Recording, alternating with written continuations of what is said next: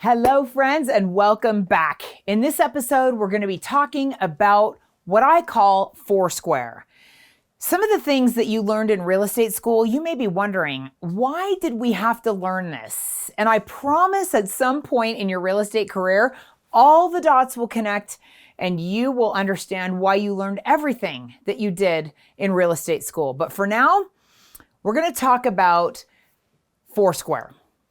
Do you remember the game Foursquare? You take a little red rubber ball. It doesn't have to be red, but my playground, it was red. Growing up in elementary school in California, little red rubber ball, and there are 4 squares, just like in this slide.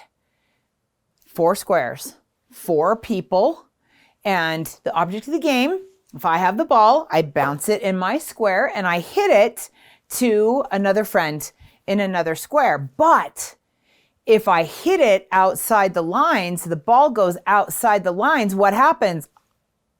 Bad things. The last person who touched the ball is out. This is exactly the game we play in real estate every single day. But the squares have to be identified so that we know how to not hit the ball outside the metaphorical line. Here are the squares. Are you ready? Square number 1 is state law. No matter what state you live in, there are a lot of laws and a lot of rules that pertain to the practice of real estate. It is your duty and obligation as a real estate licensee and a real estate professional to invest in your craft and make sure that you know all of the state laws as it pertains to your practice of real estate. This is not something that you're going to be able to do overnight, but you have enough of a basic knowledge at this point. If you passed the state licensing exam, the state is happy that you knew enough to now be a real estate licensee in your state, wherever you live. That being said, please don't allow your knowledge of state law to grow cold. Look for any and every resource that is available to you and at your disposal so that you can continue to learn and grow and deepen your knowledge of state law as it pertains to real estate, because state laws are going to change over time. In the 21 years that I've been in the real estate industry, having been licensed in 2 different states, the laws are very, very different today than they were back then. Some of them haven't changed, but some of them have changed a lot, especially as it pertains to technologies that didn't even exist 21 years ago. Make a commitment to yourself. Square one. You are going, literally start at square one and really dive deeply into your knowledge base of state law. Square number 2 is federal law. There are federal laws that pertain to our practice of real estate. And we are going to talk about more of those in this module, specifically as it pertains to federal fair housing law, antitrust, and RESPA especially. We're also going to talk about mortgage fraud because it's very, very important as we are helping you to create a real estate business, learning the sales skills and tools that you need to be successful.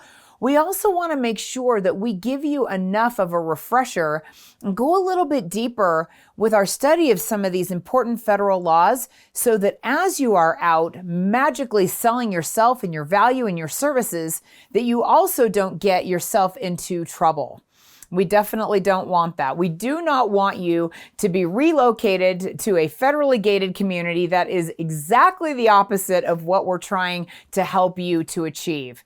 So any opportunities that you get to take courses on federal law, on any, especially those 4, make sure that you do it. Okay, square number 3 is the Code of Ethics. The Realtor Code of Ethics. If you are a member of the local, state, and national association of realtors, we abide by a higher standard. It's very important that you, if you are a realtor, that you know and abide by the Code of Ethics. And we're going to be interweaving little bits of the Code of Ethics into this course, but we're not going to talk about it deeply or in depth. If you are a member of the National Association of Realtors, please take additional courses on the Code of Ethics. It is an important and essential square, and it will keep you safe as you work harder to protect your clients even better. Last but not least, that fourth square is office policy.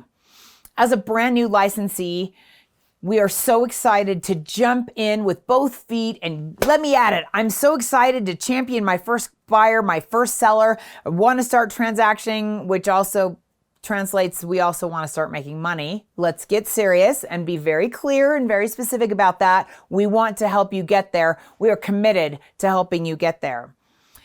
Sometimes we get head over feet. And we get so excited about jumping in that we fail to slow down enough and actually read the important information that we're being provided as a new member of that office. Almost every office, whether you work for a small independent company or a large franchisee, will give you an office policy and have you sign that you've read it. Most of the time, agents don't read it. And that is not okay. It's very, very important that you know and understand office policy, especially as it pertains to your day-to-day practice of real estate. Answering such questions as, what happens if I represent two different buyers who both want to offer on the same property? What happens if I decide that I want to buy a property that I have listed or that our brokerage has listed? There are a lot of different scenarios that are going to come up in your real estate business, and many of those situations are going to be addressed in your office policy. You need to know what they are. So please spend some time looking through, studying, reading through your policies and procedures manual, and let us know that you've done that so that we can cheer for you and celebrate. And we'd also love to hear what's one thing that you learned in your policies and procedures manual that you did not realize was there prior to reading it. That, my friends, is the game of Foursquare. State law, federal law, code of ethics, office policy. Those four things create the boundaries that we need to live by and abide by in order to stay safe, out of trouble in our real estate practices so that we do not wind up being relocated to a federally gated community. And we'll see you in the next episode.